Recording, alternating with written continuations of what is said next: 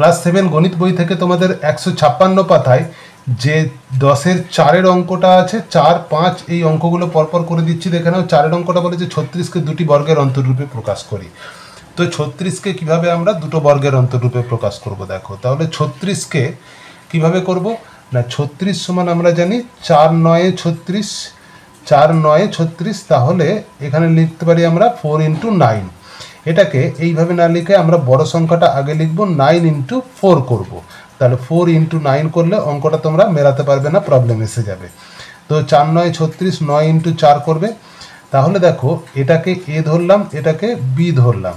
তাহলে A B এর সূত্র কি? এ বি এর সূত্র আমরা জানি a + b / 2 এর whole square minus a - b / 2 এর হোল স্কোয়ার।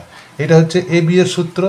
তো এই সূত্রটাকে এখানে কাজে লাগাবো কিভাবে দেখো। তাহলে 9টাকে আমরা এ ধরেছি, 4টাকে বি ধরেছি। তাহলে 9 + 4 / 2 এর হোল স্কোয়ার মাইনাস 9 - 4 / 2 এর হোল স্কোয়ার করবো।